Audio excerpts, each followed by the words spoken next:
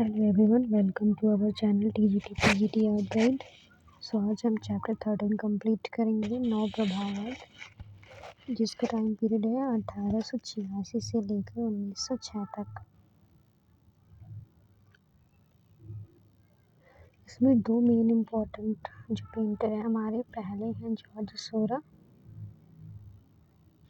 George सोरा के बारे में पढ़ेंगे। जॉर्ज सोरा या जॉर्ज स्यूरेट इन इंग्लिश। नेक्स्ट हमारे पॉल सन्याक हो जाते हैं दूसरे। दो ही इम्पोर्टेंट पेंटर हैं पॉल सन्याक। तो फर्स्ट हम थियरी पार्ट कंप्लीट करते हैं, देन हम मूव करेंगे पेंटर्स।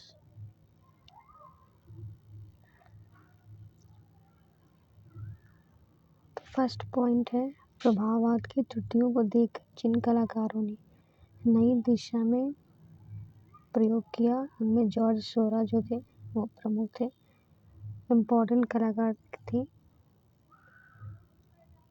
जिनकी शैली का नाम बड़ा है नौ प्रभाववाद। जिस समय प्रभाववाद से असंतुष्ट होकर रेनवार ने मनुष्याकृतियों को ठोस रूप में चित्रित करके अपना एक प्रसिद्ध चित्र क्या बनाया था, स्नान मंगयोतिया बनाया था चित्र। उसी समय 1884 में जॉर्ज सोरा ने कैनवस पर तैल माध्यम में नौ प्रभाववाद का प्रथम चित्र जो था बार्थर्स एट एस्नियर्स पूर्ण किया था, और जो संग्रहित कहाँ है, नेशनल गैलरी लंदन में संग्रहित है। तो नौ प्रभाववाद का जो पहला चित्र है वो है स्नान स्थल बार्थर्स एट एस्नियर्स। मोस्ट इम्पॉर्टेंट पेंटिंग ये है। देन हमारा नेक्स्ट पॉइंट है सोरा की कला में प्रभाववाद। सोरा की कला में प्रभाववाद से भिन्न दृष्टिकोण था, जिसको देखकर फ्रेंच कला समीक्षक जो थे फेली फेनियो या इंग्लिश में फेलिक्स फेनियोन, जो 1886 में इसी कला का नाम क्या दिया, नौ प्रभाववाद। तो नौ प्रभाववाद किस कला समीक्षक ने दिया, तो फेलिक्स फेनियो। नेक्स्ट हमारा है 1899 में प्रकाशित पॉल सन्याक की बुक थी यूजीन देलाक्रा से लेकर नौ प्रभाववाद तक। तो ये बुक किसने लिखी है, यूजीन देलाक्रा से लेकर नौ प्रभाववाद तक, तो पॉल सन्याक ने लिखी। कब लिखी है, 1899 में लिखी है। इसमें नौ प्रभाववाद के सिद्धांतों का विस्तृत विवरण मिलता है। देन अमेरिकी वैज्ञानिक ओडन निकोलस रूट ने अपनी पुस्तक Modern Chromatics with application to art and industry में रंगों संबंधित प्रयोग करके सिद्ध कर दिया था कि रंगों का प्रत्यक्ष मिश्रण से नेत्र द्वारा किए गए मिश्रण या दृष्टिजन्य मिश्रण का परिणाम अधिक तीव्र व चमकीला होता है। तो रूट के इस आविष्कार से नौ प्रभाववादियों को कई प्रेरणा मिली। उन्होंने रंगों के प्रत्यक्ष मिश्रण के साथ स्थान पर भिन्न मूल रंगों के धब्बों को समीप अंकित करके मिश्रित रंग का प्रभाव चित्रित करना शुरू किया। तो प्रभाववाद नौ प्रभाववाद में अंतर था कि प्रभाववाद में प्रकाश व वातावरण मुख्य विषय था। तो प्रभाववाद में प्रकाश व वातावरण मुख्य विषय था, बट नौ प्रभाववाद में मानवाकृतियों व वस्तुओं को सरलीकृत ठोस आकारों में चित्रित करना था। बिंदु द्वारा नौ प्रभाववादी चित्रण के कारण इसका नाम बिंदुवाद या विभाजनवाद भी पड़ा।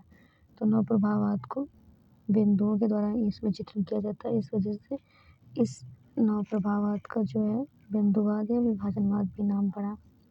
तो रंगों की चमक के कारण नौ प्रभाववाद का नाम प्रकाशवाद भी है। सो मोस्ट इम्पोर्टेंट बिंदुवाद, विभाजनवाद, प्रकाशवाद, ये तीनों नाम से जाना जाता है। तो नौ प्रभाववादी आंदोलन के जो प्रमुख कलाकार थे जॉर्ज सोरा, पॉल सन्याक, सिसिली और पिसारो, जिसमें से हम पढ़ेंगे पॉल सन्याक के बारे में।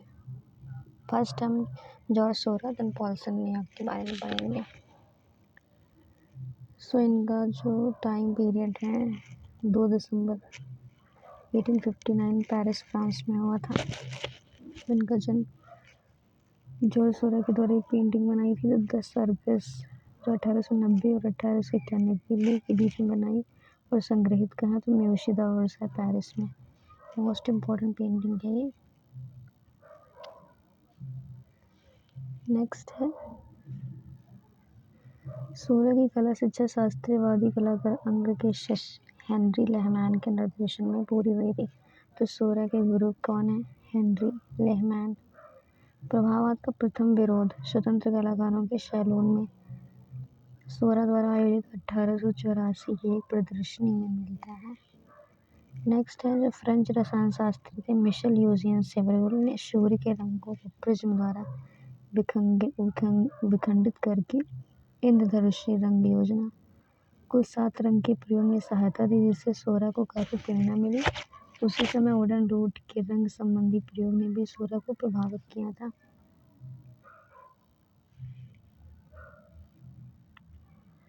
नेक्स्ट है गॉगन ने सोरा की अंकन पद्धति को बिल्कुल नहीं भाती थी। इनकी अंकन पद्धति को बिल्कुल नहीं पसंद करते थे गॉगन। तो उसने सोरा को उपहास में हरा रसायन शास्त्री कहा है। तो हरा रसायन शास्त्री किसने कहा है? तो गॉगन ने।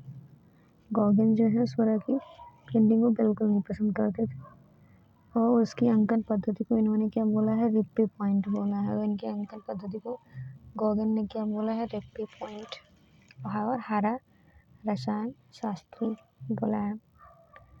उसके बाद नेक्स्ट है 1884 में सोरा ने अपने सबसे बड़ा विख्यात चित्र जो था, ऊपर हमने पेंटिंग देखी थी, a Sunday afternoon on the island of La Grande Jatte को आरंभ किया और 1886 में इसे फोड़ करके स्वतंत्र कलाकारों के सलो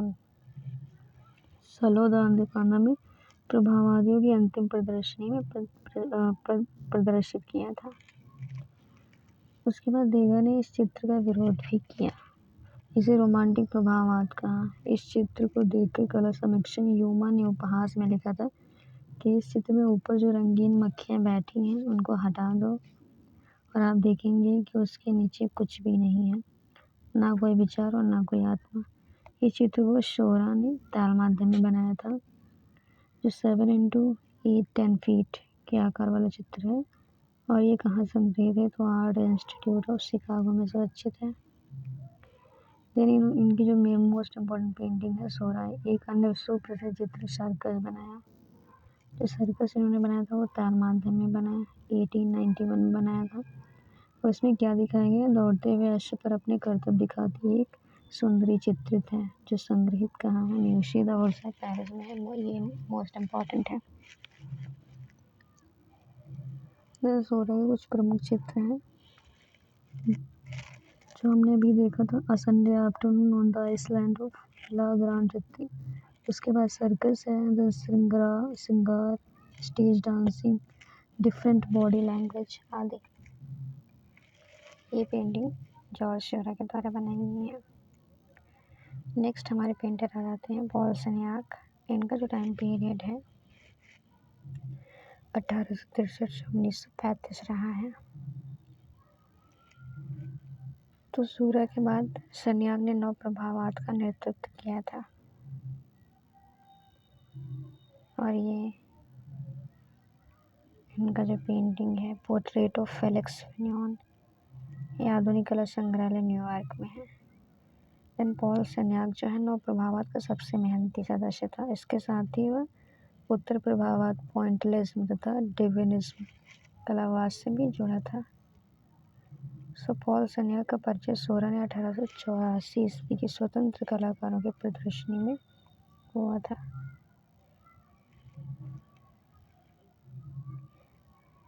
जो सेन्याक ने कला के सिद्धांत पर कई महत्वपूर्ण पुस्तकें भी लिखी थी, जो हमने 1889 इस पुस्तक को प्रकाशित किया था यूजीन दे लाक्रास से नव प्रभाववाद तक।